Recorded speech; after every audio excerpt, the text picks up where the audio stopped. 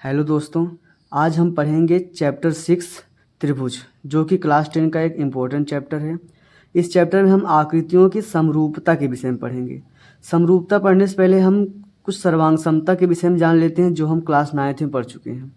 लेकिन इस वीडियो में आगे बढ़ने से पहले हम आपसे ये वादा करते हैं, अगर आप इस वीडियो को अंत तक देखते हैं तो आपको इस चैप्टर में कोई भी कठिनाई नहीं रह जाएगी। चलिए तो हम शुरू करते हैं। आज ये सर्वांग समता, पहले हम समझते हैं सर्वांग सम और समरूप क्या होता है। ये देखिए, जैसे दो आकृतियां बनी हैं, एक ये हमारा त्रिभुज मान लीजिए हो गया और ये हमारा एक त्रिभुज हो गया। अगर हम ध्यान दें तो सर्वांग समता में इन्हें एक जैसा ये दिखना भी चाहिए और ये बराबर भी होने चाहिए, जबकि समरूप में ये केवल एक जैसे दिखने चाहिए, इनके बराबर होने या ना होने से कोई मतलब नहीं रहता।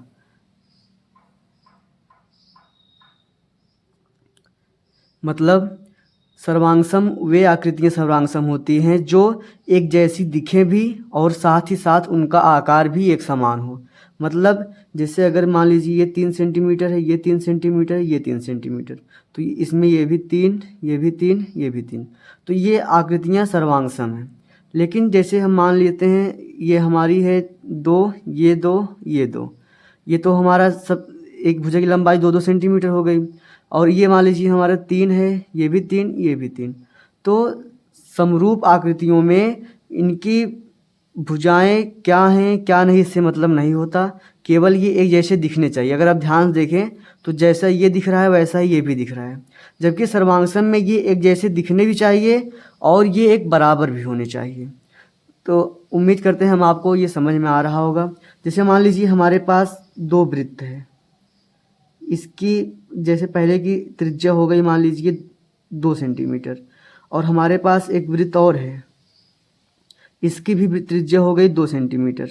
अब ये एक जैसे दिख भी रहे हैं और एक बराबर भी हैं, जबकि जो समरूप आकृतियां होंगी इसमें ये जैसे ये मान लीजिए एक हो गया हमारे पास 2 सेंटीमीटर का वृत्त और एक हमारे पास हो गया जिसकी त्रिज्या है मान लीजिए 4 सेंटीमीटर। तो अगर आप ध्यान दें ये सिर्फ इनका आकार बढ़ा है, इनकी आकृति नहीं बदली है। ये पहले भी गोल ही दिख रहा था, अभी भी गोल है। और इसमें अगर आप ध्यान दें तो इसमें इसका ना तो आकार बदला और ना ही आकृति। पहले भी ये 2 सेंटीमीटर का था, अभी भी 2 सेंटीमीटर की है। और इसमें अगर आप ध्यान दें पहले ये 2 सेंटीमीटर का था और अब 4 सेंटीमीटर का है। तो कहने का मतलब है सर्वांग समता में केवल ये मैटर नहीं है कि ये एक जैसे दिख रहे हैं, इसमें इनका आकार भी एक बराबर होना चाहिए। जबकि समरूप आकृतियों में ये सिर्फ एक जैसे दिखने चाहिए, इनके आकार से मतलब नहीं है।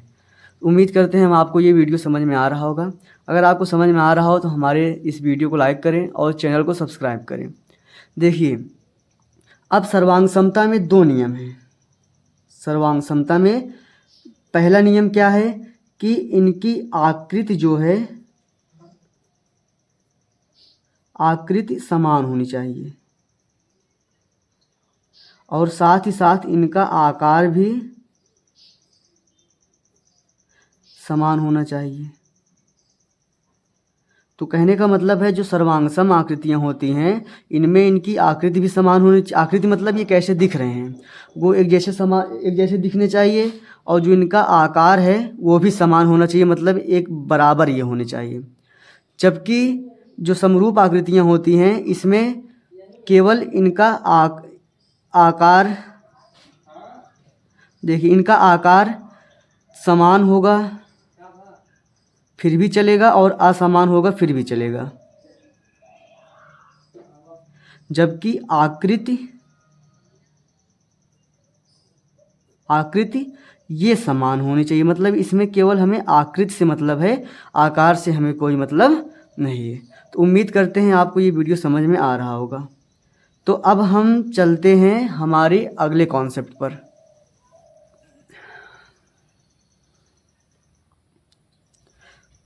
देखिए, सर्वांग समता के कोई भी आकृति सर्वांगसम होने के 2 नियम हैं। पहला नियम,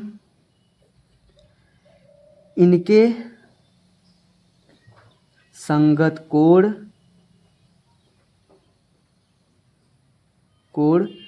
बराबर होने चाहिए, बराबर हों। और साथ ही साथ इनका एक नियम और है कि इनकी संगत भुजाएं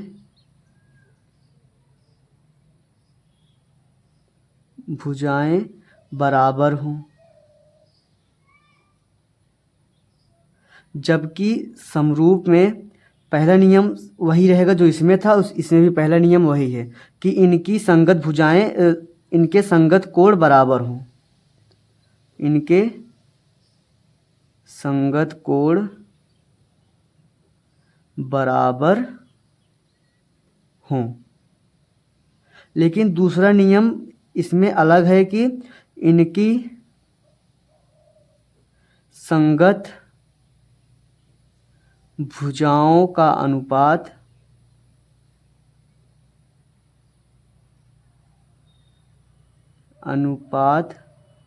बराबर हो।